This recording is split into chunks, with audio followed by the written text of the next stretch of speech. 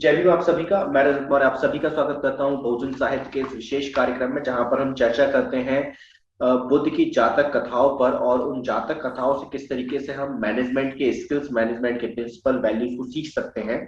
इस पर चर्चा करते हैं डॉक्टर जसवीर चावला जी के साथ।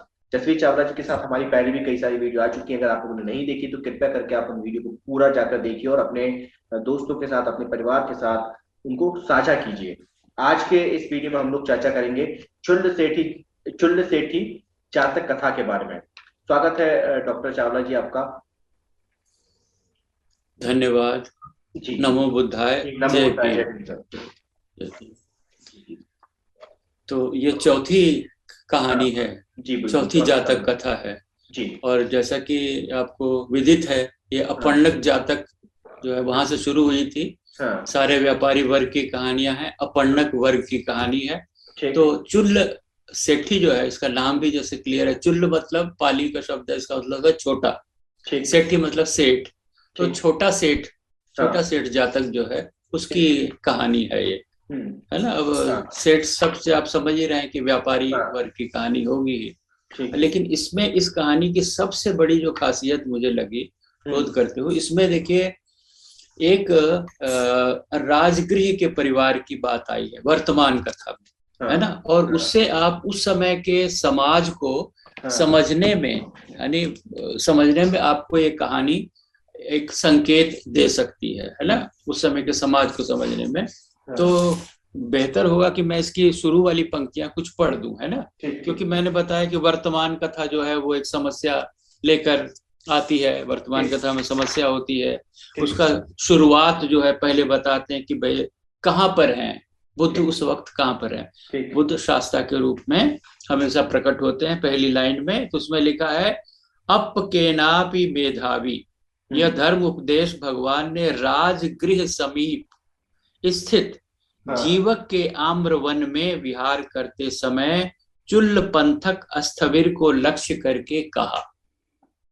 अब देखिए, अब ये जो इंफॉर्मेशन है, इतनी महत्वपूर्ण इंफॉर्मेशन है। राजगृह तो मैं होकर के आया हूँ, वहां आम्रवन भी देखा। जीवक जो वैद्य थे उस समय, है ना, जीवक वैद्य थे, उन्होंने भगवान बुद्ध का भी इलाज किया था, है ना। वो बाद में अब कथा आएगी उसकी। तो आम्रवन जो है वो अभी तक है वहां, आम्रवन, है ना।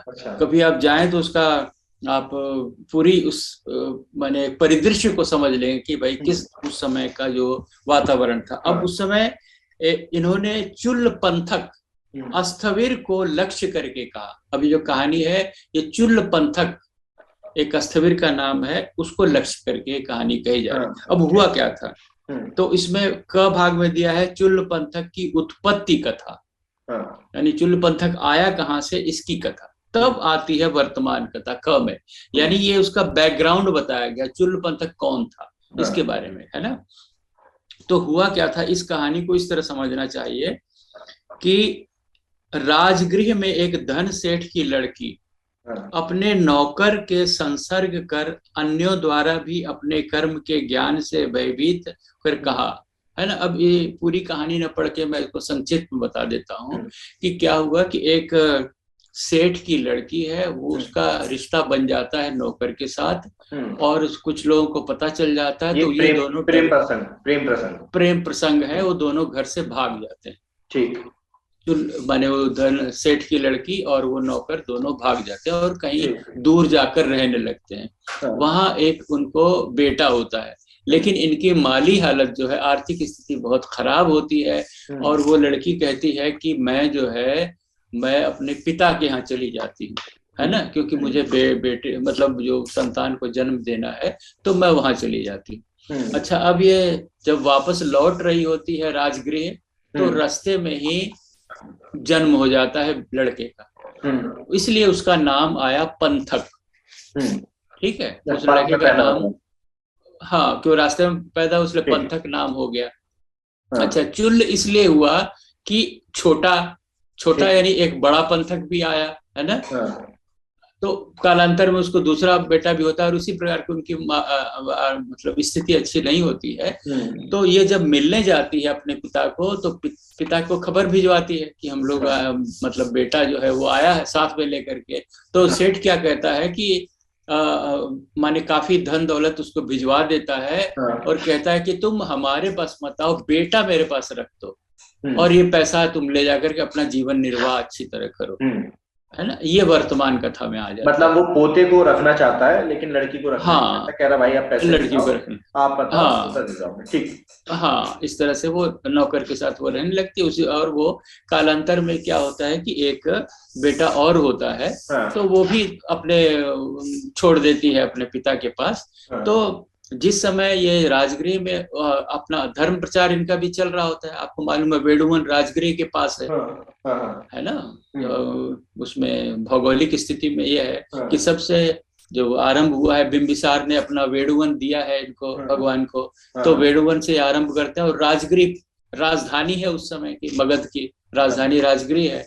तो हाँ। राजगृह के परिवार में जब ये जाते हैं तो वहां वो सेठ जो है, हाँ। जिसके यहाँ उसके दोनों बच्चे पल रहे होते हैं, है हाँ। ना, वो दीक्षा ले लेते हैं, वो अच्छा। संघ में शामिल हो जाते हैं, अच्छा, वो जो है ना। सेठ है अब वो संघ में शामिल हो गया। हाँ, ठीक। हाँ, दोनों बच्चे संघ में शामिल हो गए। अच्छा, दोनों ठीक है। बच्चे संघ में शामिल हुए।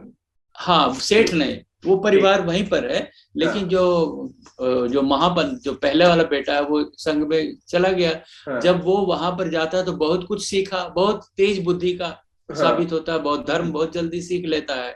तो वो क्या करता है कि वो अपने छोटे भाई को भी, हाँ। जिसका नाम चुल्ल पंथक हुआ, हाँ। ये मान लीजिए बड़ा पंथक हुआ महापंथक, ये चुल्ल हाँ। पंथक हुआ, ठीक। पाली के दोनों शब्द है, तो वो चुल्ल पंथक को भी संघ में ले आता है। हाँ। अब चुल्ल पंथक जो है वो उतना तेज नहीं है। हाँ। चुल्ल पंथक को शिक्षा उसका भाई दे रहा है, लेकिन हाँ। वो गाथा याद ही नहीं कर पाता। एक ही हाँ। गाथा है, उसको वो 3 महीने लगा दिया। तो जो बड़ा भाई है वो बड़ा क्षुब्ध हो गया। हाँ। बड़ा भाई तो तेज है पढ़ने में, हाँ। अब उसको लगा कि कितना ये डल ब्रेन है इसका, इससे हाँ। धर्म नहीं चलेगा, ये धम्म हाँ। धम्म की शिक्षा इसके लिए ठीक नहीं। वो उसको कहता है कि तुम निकल जाओ, है ना, हाँ। तुम संघ के लायक नहीं हो, है ना। हाँ। अब ये जो चुल्ल पंथक है वो बड़ा निराश हो जाता है और इतना उदास होकर के माने संघ छोड़ना चाहता है ना। तो जब वो जा रहा होता है तो उस समय शास्ता को ये विदित हो जाता है कि ये जो चुल्ल पंथक है वो छोड़ करके जा रहा है। तो चुल्ल पंथक को वो जाकर रास्ते में उससे पकड़ते, कहाँ जा रहे हो? तो उसने कहा कि भाई इस तरह से है, मैं मुझसे नहीं हो रहा है, तो मैं इसलिए संघ छोड़ के जा रहा हूँ। तो उसको बुलाते हैं, अपने कुटी में ले आते हैं और उसको कहते हैं कि तू ऐसा कर, उसको एक सफेद सा कपड़ा देते हैं, है ना, और कहते हैं कि ये सूर्य की तरह तू मुख कर और अपना जो है तू रजोहर्णम बोल, रजोहर्णम बोल और उसको टच कर, कपड़े को टच कर और रजोहर्णम बोल, है ना, इस तरह करके। अब इधर क्या हुआ होता है कि जो जीवक है ना, जीवक सारे संघ को निमंत्रण दिया होता है, ठीक है, और इसका जो बड़ा भाई है वो जीवक से कहता है कि सारे लोग जाएंगे, खाली एक आदमी नहीं जाएगा। चुल्ल पंथक को वो रोक दिया कि वो नहीं जाएगा, बाकी सब लोग जाएंगे।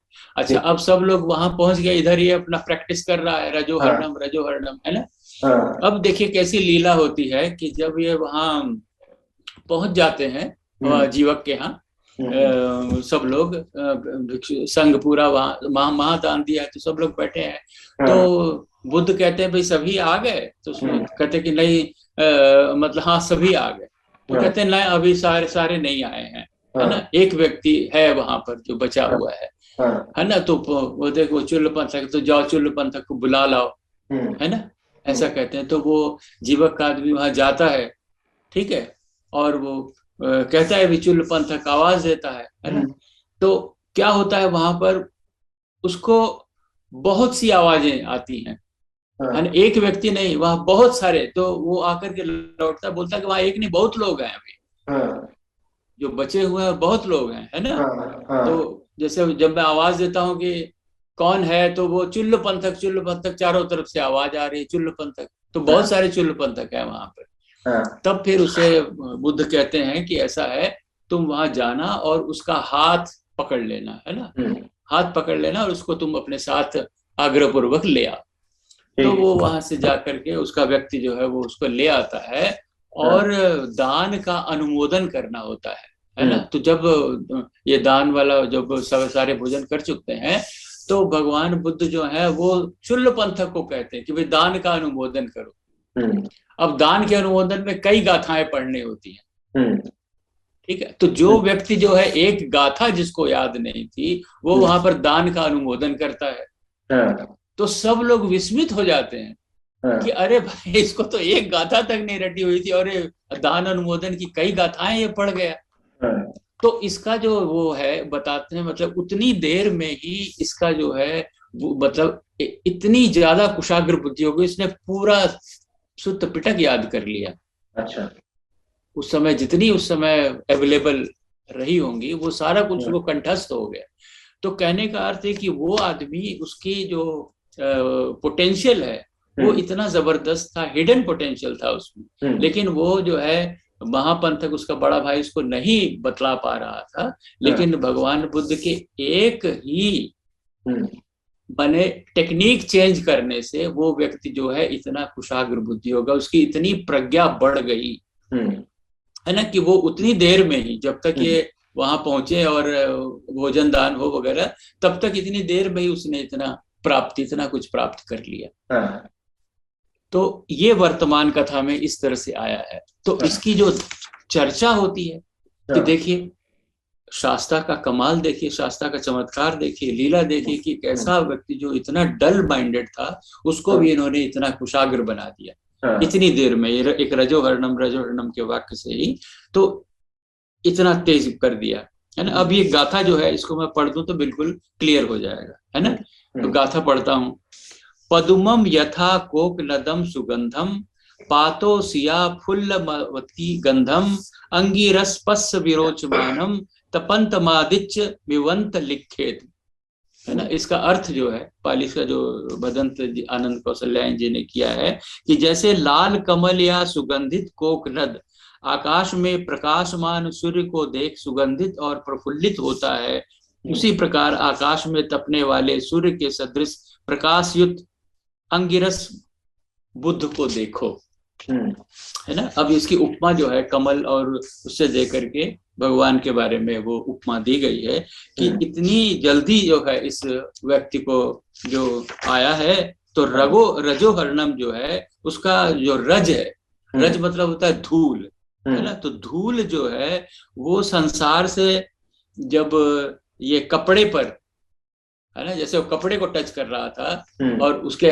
तो शरीर से जब वो धूप सामने बैठा हुआ तो धूप से पसीना हो रहा है। अब वो पसीने से जो है वो आपका कपड़ा जो है सफेद कपड़ा जो है वो मतलब ऐसा हो जाता है, गंदा हो जाता है। तो कहने का अर्थ ये है कि जो दिल हृदय है, हृदय में भी इसी तरह से गंदगी जो है वो जब रज बैठ जाता है तो हम लोगों की बुद्धि जो मलिन हो जाती है। जब अगर ये रज दूर हो जाए तो बुद्धि कुशाग्र हो जाती है। ये उसका प्रैक्टिकल दृष्टांत बताया गया है ना। अब जब इसकी भगवान की इस तरह से वंदना होने लगी धर्मसभा में कि देखिए इनका चमत्कार देखिए, ऐसे मेधावी हैं, है ना, इतने प्रज्ञावान हैं शास्त्रा। तो वहां वो कहते उनमें आप बाकी कथाओं में भी आप पाएंगे कि जब इस तरह की प्रशंसा होती है तो बुद्ध हमेशा उसको अवॉइड करते हैं, कह रहे नहीं ऐसा कोई नहीं है, पहले भी ऐसा था, है ना। तो ये इसमें फिर जो उदाहरण कथा दी जा रही है वो ये बता रहे भाई इस साधना के पथ में नहीं, इवन बिजनेस में भी। अब देखिए पंथक कहाँ का है तो बिजनेस क्लास का है, सेट्टी इसी चुल्ली सेट्टी जातक है, he belongs to a business community, नाना भी बिजनेस है ना, बिजनेसमैन है। तो वहां से उस बैकग्राउंड से ये परिवार से उस परिवार से आया हुआ है। अब जो बच्चे जो भिक्षुओं को ये चीज बताई जा रही है कि भाई साधना में ही नहीं, जिसको क्या कहते हैं, जिसको बुद्धि हो, जो प्रज्ञा हो जिसके पास, वो बिजनेस में भी बहुत जल्दी राइज कर सकता है। ये कहानी आप पाएंगे जो अभी मैं बताने जा रहा हूँ उदाहरण कथा, ये दुनिया भर की जातक कथाओं में इस नाम से है, चुल्ल सेट्टी जातक के नाम से, लेकिन कटपीस है उसमें, ये पंथक वाली बात नहीं है। खाली ये वाली बात अभी मैं सुनाने जा रहा हूँ कि पूर्व काल में काशी राष्ट्र स्थित वाराणसी नगर में ब्रह्मदत्त के राज्य करते समय, जैसे उन्होंने बताया ये शैली है। इसमें एक कहानी जब जोड़ी जाती है कि भाई एक गांव का एक नौजवान है, अनएम्प्लॉयड यूथ है ना, हाँ, घर से वो भाग करके वाराणसी आ जाता है।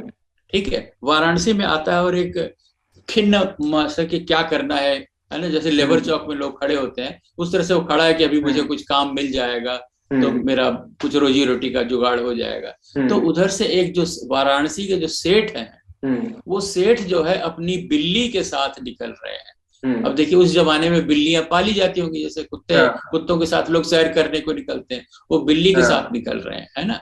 और वहां एक जो है मरा चूहा पड़ा होता है उस चौक में, है ना। तो ये सेठ जो है ये उस नौजवान को देख करके एक तरह से व्यंग करता है, कह रहे जिसमें अकल होती है ना तो मरे हुए चूहे से भी बिजनेस कर लेता है। ठीक है, अब ये बात उसके कान में पड़ती है और वो सोचने पर लग जाता है कि अरे इस सेठ जो है ये कह के चला गया, इसके पीछे, तो वो चूहे को उठा लेता है। ठीक है, अब चूहे को उठा के वो करे क्या, उठा के बड़ी देर सोचता रहता है और वहां खड़ा है। तब तक एक दूसरा सेठ जो है वो बिल्ली लेकर के निकल रहा है और बिल्ली जो है चूहे की तरफ लपकती है उसको खाने के लिए, है ना। तो वो सेठ कहता है कि भाई ये बेचोगे ये, तो वो कहता है कि ये अच्छा ले लीजिए। तो उसको एक काकड़ी दे देता है। काकड़ी एक माने कौड़ी, उस समय का एक सिक्का, कौड़ी भी उस समय चला करती थी। इससे उस समय के समाज के बारे में ये पता चलता है कि उस समय कौड़ी भी चला करती थी, है ना। तब मुझे याद है कि हाँ हमारे हिंदी में तो एक मुहावरा भी है, फूटी कौड़ी भी नहीं दी, बोलते हैं ना, फूटी कौड़ी फूटी हाथी का मतलब, हाँ 2 कौड़ी का इंसान। तो ये जो कौड़ी उस समय चला करती थी, तो वो जो है उसको एक काकड़ी दे देते हैं। अब वो काकड़ी लेकर के क्या करता है बालक, वो जो नौजवान है, उसके मन में आता है कि भाई इसका, वो कुछ क्या करता है कि एक थोड़े चने खरीद लेता है या गुड़ खरीद लेता है ना, उससे मिल जाता होगा करके वो उस तरफ चला जाता है जहाँ मजूरे काम करते हैं शहर के बाहर की तरफ, है ना। और वो एक पानी भी साथ में है घड़ा लेकर के, तो उनको पानी पिलाता है। अब वो पानी पी करके प्रसन्न होकर के उसको कुछ पौधे दे देते हैं, है ना। और वो उनको लेकर के, पौधों को लेकर के वो मंडी में आ जाता है ना। और कुछ उसको कुछ काकड़ियां और मिल जाती, कुछ खरीद के ले जाते हैं लोग। तो इस तरह से कुछ उसका मतलब एक्स्ट्रा बन गया पैसा।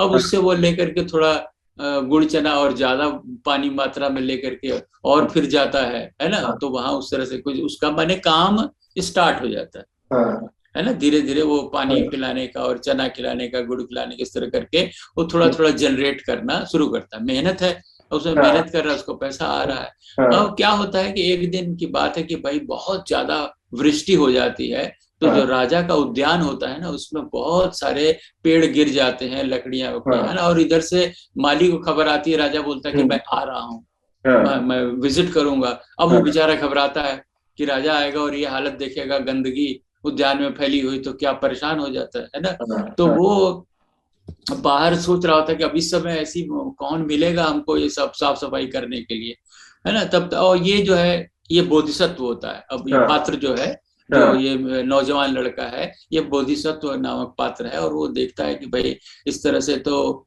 वो उसको कहता है गार्डनर कि भाई अगर तुम ये इस बात पर राजी हो कि सारा जितना भी सफाई होगी ये मेरा होगा, तब तो मैं साफ करवा देता हूँ, है ना। तो वो क्या करता है कि बच्चों को, बहुत बच्चे खेल रहे होते हैं, उनको गुड़ देता है कि मैं तुमको गुड़ दूंगा, जाओ ये सब निकाल के बाहर कर दो। अब बच्चे खेल खेल में जो है वो सारा लकड़ी वकड़ी सब बाहर करके साफ करके किनारे रख देते हैं, है ना। अब उधर से क्या होता है कि कुम्हार गाड़ी लेकर, कुम्हार जो है वो जो आपको मालूम है बर्तन बनाता है, मिट्टी के बर्तन, उसको लकड़ियां चाहिए होती हैं जलावन के लिए। तो वो उससे कहता है कि भाई ये लकड़ियां जो है मुझे बेच दो, है ना। तो बदले में उसको वो बहुत सारे बर्तन देता है, और बर्तन देता है और हो सकता है कुछ पैसे भी दिया हो करके वो मामला उसका बिक जाता है वहां पर। अब उनको लेकर के वो मंडी में आ जाता है, मंडी में पानी का वो इंतजाम करता है, और ये आपके क्या कहते हैं गुड़ चना इस तरह से रख करके वो एक उसकी समझिए कि एक उसका ठीहा बन जाता है ना, वहां बेचना शुरू करता है। अब धीरे धीरे जो है वो आसपास उसका पर्सनल रिलेशंस भी उसके अच्छे हैं, वो सबसे बढ़िया उसका रसूख बन जाता है ना। और कालांतर में जो है उसका एक दोस्त है ना, जो कि काम करता था मानी नगर निगम में उस समय, वो उसको बताता है कि ऐसा है उत्तराखंड से या उत्तरापथ से, उत्तरापथ से घोड़े, उत्तरापथ उधर गांधार को कहते थे, वहां से घोड़े आते थे, तो वाराणसी के लिए घोड़े ये लोग लेकर के आ रहे हैं ना, वो लोग शाम तक पहुंचेंगे।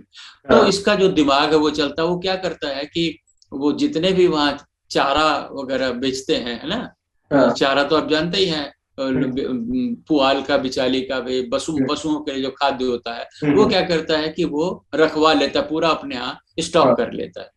और वो लोग तो शाम को चले जाते हैं, लोग देर रात से आते हैं घोड़े लेकर के, और देखते हैं कि भाई मंडी तो पूरी बंद हो चुकी है, अब यही आदमी है मार्केट में, तो वो क्या करता है कि भाई अपनी मुंह मांगी कीमत मिल जाती है उसको उस स्टॉक की। अब उनको भी उनकी मजबूरी है, भाई हमको घोड़ों को खिलाना है ना, तो वो जो है वो अच्छी कीमत उसको मिल जाती है और वो बेच देता है, बरोबर। इस तरह से करके वो उसका बिजनेस जो है वो ग्रो करना है, ठीक है। पैसा और आ गया, वो और इन्वेस्टमेंट करता है, इस तरह से कमाने लगता है। अब उसको एक बार उसका जो एक मित्र है, गंगा नदी पर के माध्यम से उस समय व्यापार होता था, जल मार्ग द्वारा व्यापार होता था, इसकी आपकी जानकारी मिलती है जातकों में, है ना। तो वो गंगा नदी में कोई जहाज आया हुआ है ना, वो उसको आके खबर देता है कि इस तरह से कोई बाहरी मुल्क का और विदेशी सामान आया हुआ है। तो उस समय भी क्रेज था कि भाई जो फॉरेन से गुड्स आए हुए उसको, है ना, तो ये खबर उसको मिल जाती है उसके दोस्त द्वारा जो वहां काम करता था। दिस शोज कि उसका पर्सनल रिलेशन कितना बढ़िया रहा होगा, है ना। तो उसको खबर मिलती है, तो वो क्या करता है कि एक बढ़िया सा रथ में सवार होकर के बढ़िया हाईली माने रिच लुक देते हुए वहां जाता है ना। और उस जहाज के जो नाविक या जो कप्तान है उससे बात करता है, कैसा है ये सारा सामान जो है तुम किसी को बेचना नहीं, उसको एक अंगूठी भेंट करता है कि भाई मेरी तरफ से पेश की हुई, ये किसी को बेचना नहीं, ये सारा सामान मेरा हुआ, जिसको मैं कहूंगा उसको तुम बेचना, इस तरह करके। अब अगले दिन वो जो है बढ़िया कनात वनात लगवा करके और अपना ऑफिस स्टैब्लिश कर देता है। अब जैसे आपको मालूम ही है कि जैसे बड़े कंपनियां होती है तो कैसी होती है, बाहर एक रजिस्टर रखा होता है, फिर उसमें एंट्री होगा, फिर दूसरे में जाएगा, फिर वहां सिक्योरिटी चेक होगा, इस ढंग का वो पूरा जो है ड्रामा अपना बना देता है। अब लोग व्यापारी बाकी जो दूसरे बनारस वाराणसी के लोग आते हैं, आकर के पहले उनसे वो ले लेता है, पेशगी ले लेता है कि भाई अब आप जाके देख सकते हैं। इस तरह से करके वो जो है जितने दिन रहता है उसमें काफी प्रचुर दौलत कमा लेता है ना, कि वो उस सामान के कुछ जो कमीशन वगैरह या जैसा भी कहिए उस रूप से वो काफी धन इकट्ठा कर लेता है, ठीक है। अब उसके मस्तिष्क में एक आता है, यार देखो एक मरा हुआ चूहा बेच करके इतना कुछ मैंने बना लिया, और उसको वो डायलॉग याद आता है उस सेठ का। अब वो क्या करता है कि इसमें से कुछ एक थैली भर करके और सेठ साहब से मिलने चला जाता है कि गुरुजी ये आपकी दक्षिणा है ना, ये आपके का ही, आपने जो शिक्षा दी थी उसी का ये इतना लाभ है ना। वो उसको भेंट देता, तो कहता है अरे मैंने तो तुमको पहचाना भी नहीं, मैंने तुमको कब शिक्षा दी। तब फिर उसने पूरी कहानी उनको नरेट कर दी कि ऐसी ऐसी बात थी, इस तरह से। तो वो सेठ बहुत प्रसन्न होता है। अब उसकी एक मैरिजेबल डॉटर है ना, तो देखा कि इतना भाई मेधावी लड़का है, इतना परिश्रमी लड़का है, कुछ नहीं से इतना कुछ बना लिया और इतनी जल्दी, है ना, तो क्यों ना मैं इससे अपनी मतलब रिश्ता अपनी बेटी का कर दूं। और वो इस तरह से एक बनारस का सेठी बन जाता है, श्रेष्ठी, है ना। तो वो बड़ा सेठ हो गया, ये चुल्ल सेठ हो गया, समझ रहे मेरी बात। तो ये जो है बिजनेस में भी इस तरह की जो तकनीक है, इस तरह प्रज्ञा रख करके, प्रज्ञावान बन करके अपने मेहनत द्वारा वो इस तरह से बनारस का सेठ बन जाता है। तो क्या इस कहानी से आज हम ये निकाल सकते हैं कि किसी भी काम को अगर आप लगातार कर रहे हैं और उसका रिजल्ट नहीं मिल रहा है, तो आप उसमें तकनीक को, उस काम को करने का जो तरीका है उसको थोड़ा चेंज करके भी कर सकते हैं। तो शायद अगर उसको आप अगर आप मतलब उसमें अपनी प्रज्ञा का इस्तेमाल करें और मेहनत करें, तो माने केवल साधना पथ पर ही नहीं, पढ़ाई लिखाई में जैसे उपचुल्ल पंथक को कुछ आ नहीं रहा था, याद नहीं हो रहा था, है ना, लेकिन एक प्रैक्टिकल के जो उसमें करवाया उन्होंने एक सफेद कपड़ा लेकर के, तो प्रैक्टिकल जब उसने किया तो वो चीज उसको खुलने लग गई। तो उस कहानी से तो मुझे ये लगा कि यह शिक्षा जगत की कहानी है कि भाई थ्योरेटिकल के साथ साथ आपको प्रैक्टिकल करवाना जरूरी है ना। और ये जो दूसरी कहानी जो उदाहरण कथा है, इसमें पूरा बिजनेस की टेक्निक बताई गई है। खाली बुद्ध ये कह रहे हैं कि भाई जो आपका जो प्रज्ञा है वो दोनों फील्ड में काम करेगी। आपका जो शील है, आपकी जो लगन है, आपका जो परिश्रम है, ये दोनों फील्ड में, चाहे आप शिक्षा के जगत में हो, आध्यात्मिक जगत में हो, या लौकिक जगत जो हमारे सांसारिक जगत है, जो बिजनेस की है, उसमें भी आप उतनी जल्दी प्रोग्रेस कर सकते हैं। ठीक, लेकिन आपको पूरा ध्यान लगाकर आपको करना पड़ेगा। पुरानी भाषा में आप कहते थे कि प्रज्ञा के साथ काम कीजिए। आज के संदर्भ में आप आसान भाषा में समझ सकते हैं कि आप अपना 100% देकर अगर किसी काम को कर रहे हैं तो उसमें आज नहीं तो कल आपको सफलता मिल ही जाएगी, लेकिन आपको कंटिन्यूअसली काम करते रहना है। अगर उस तरीके से भी आपका रिजल्ट नहीं आ रहा तो फिर तरीका चेंज करके देखिए, रास्ता मत बदलिए। मंजिल आपकी वही रखिए, मंजिल आपकी वही रखिए, लेकिन चलने का तरीका बदल दिए। हो सकता है आप पैदल चल के जा रहे हैं लेकिन नहीं पहुंच पा रहे हैं, तो साइकिल से जाके देख लीजिए, बैलगाड़ी से जाके देख लीजिए, या गाड़ी से जाके देख लीजिए। तो तरीका आप बदलिए। और साथ साथ आचरण पर जो है ना, देखिए ना, बिजनेस टेक्निक बताते उन्होंने समझाया कि भाई उसके जो रिलेशंस हैं, मतलब उसको एडवांटेज कैसे मिल रहा है कि उसको पहले सूचना मिल जाए, उसके संबंध वहां पर संबंध बहुत अच्छे हैं, तो उसको अपने जो ये बहुत काम में आता है, बहुत काम में आता है। अगर आपके कॉन्टेक्ट्स अच्छे हैं तो आपको पता चलेगा। जैसे अगर आप कॉन्ट्रैक्टर हैं, गवर्नमेंट कॉन्ट्रैक्टर हैं, और गवर्नमेंट के जो कर्मचारी हैं उनके साथ आपके अच्छे संबंध है, आप वहां किसी को घूस नहीं खिला रहे हैं, लेकिन संबंध आपके अच्छे हैं, तो आपको बता देगा यार वो फलानी जगह फलाना कॉन्ट्रैक्ट निकलने वाला है, आप देख लेना, अपनी तैयारी कर लेना, तो उससे आपको बेनिफिट होता है।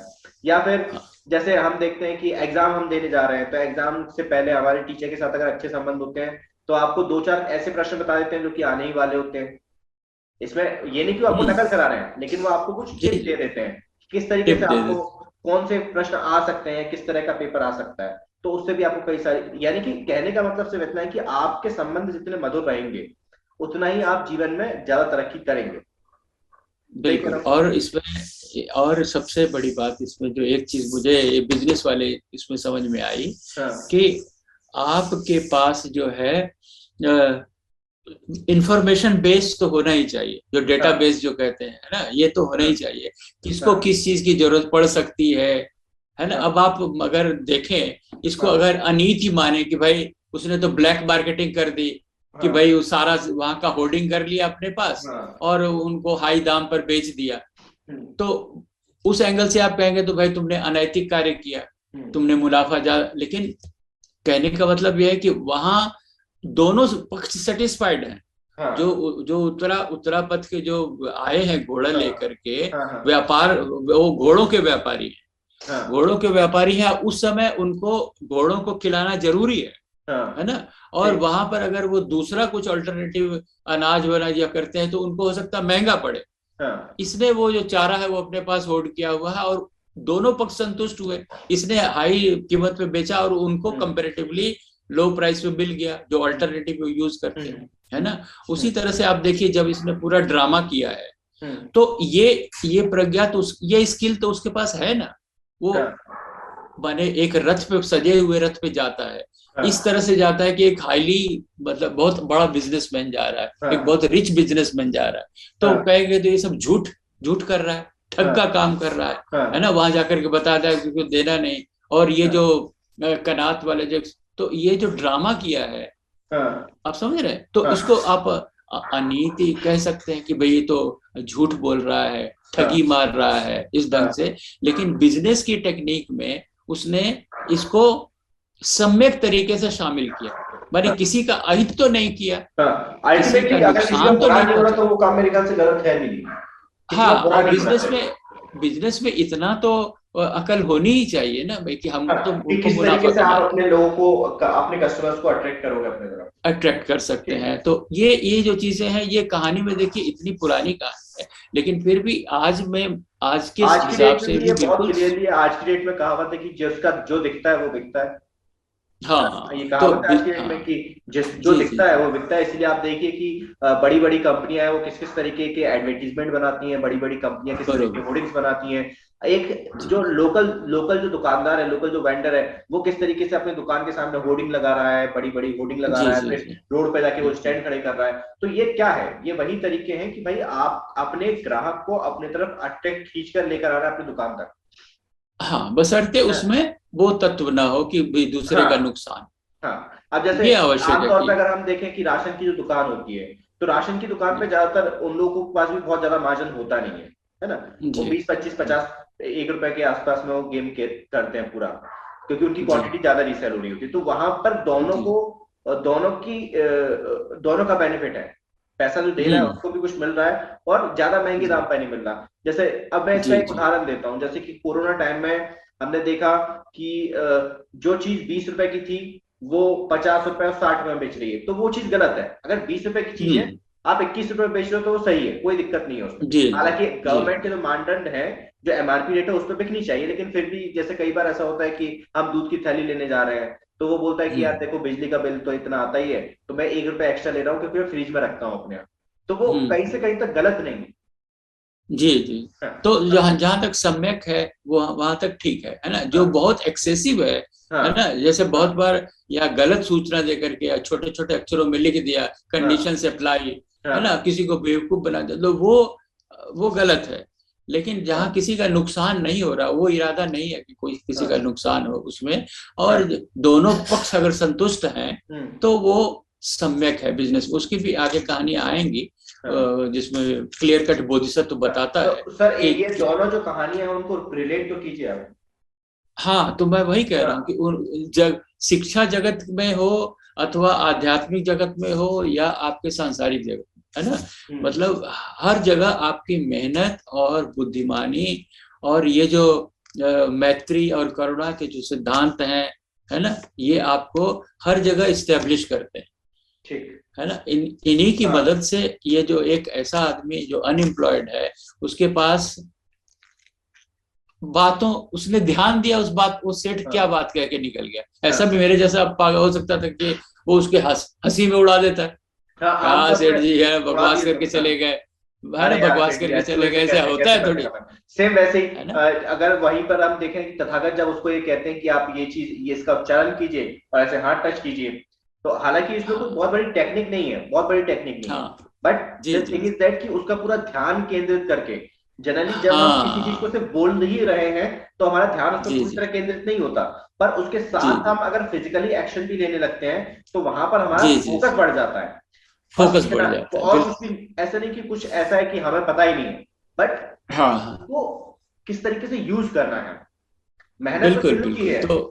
है ना, चुल्लू सेठी हाँ की ही मेहनत है। लेकिन तथागत क्या जी कर रहा है? जी तथागत ने उसको केवल सही डायरेक्शन दे दिया कि ठीक है इस तरीके से काम नहीं हो रहा, आप इस तरीके से करके देखिए हाँ, रिजल्ट मिलेगा। अब इस तरह तो से बिल्कुल ये बिल्कुल। है ना सर। जी। तो इसमें अब एक वही है कि थ्योरी के साथ प्रैक्टिस, जी प्रैक्टिकल्स जो है उनका हाँ महत्व है, और उससे जो है आपकी बुद्धि कुशाग्र होती है ना। ये इस हाँ ढंग से इस कहानी को समझा जा सकता है। हाँ तो शिक्षा जगत में भी इसका एप्लीकेशन है, बिजनेस में भी हाँ एप्लीकेशन है, इस ढंग से हम इसको हाँ समझ सकते हैं कहानी को, हाँ। ठीक है ना। ठीक, तो बहुत बहुत शुक्रिया सर, डॉक्टर जसवीत चावला जी आपका। ये हमारे बीच बहुत बहुत धन्यवाद। डॉक्टर जसवीत चावला जी हैं, और जिन्होंने कि चुल्लू सेट्टी जातक कथा के अंदर किस तरह की वैल्यूज, मॉरल वैल्यूज हैं और मैनेजमेंट प्रिंसिपल्स हैं, उनको हमारे सामने रखा। उम्मीद करता हूँ कि आप लोगों को ये सारी चीजें समझ में आई होंगी। बहुत बहुत शुक्रिया चावला जी आपका।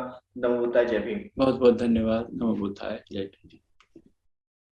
अभी हमारे बीच मौजूद थे डॉक्टर जसवीत चावला जी, जिन्होंने चुल्ल सेट्टी जातक कथा के बारे में हमें बताया और उस पर हमने चर्चा की किस तरीके से वो आज की डेट में भी रिलेवेंट है, किस तरह की प्रिंसिपल, किस तरह के मॉरल वैल्यूज उसमें हमें सीखने को मिलते हैं। उम्मीद करता हूँ कि आप लोगों को इन सारी चीजों से सीखने को, समझने को बहुत सारी चीजें मिल रही होंगी। अगर आप लोग चाहते हैं कि बहुजन साहित्य लगातार इसी तरीके से अपना काम करता रहे, तो आप सभी से मेरा निवेदन है कि बहुजन साहित्य की आर्थिक मदद कीजिए।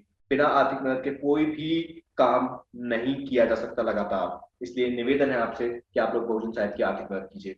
मैं रजत मौर्य मिलता हूँ आपसे अगली वीडियो में, फिर किसी किताब, फिर किसी चर्चा के साथ, फिर किसी जातक कथा के साथ, या किसी ऑथर के इंटरव्यू के साथ, या किसी सामाजिक मुद्दे के साथ। तब तक अपना और अपने का ध्यान रखें, पढ़ने की आदत को विकसित करें, क्योंकि पढ़ेगा इंडिया तभी तो बढ़ेगा इंडिया। जय भीम, जय भारत, जय संविधान, जय जोहार।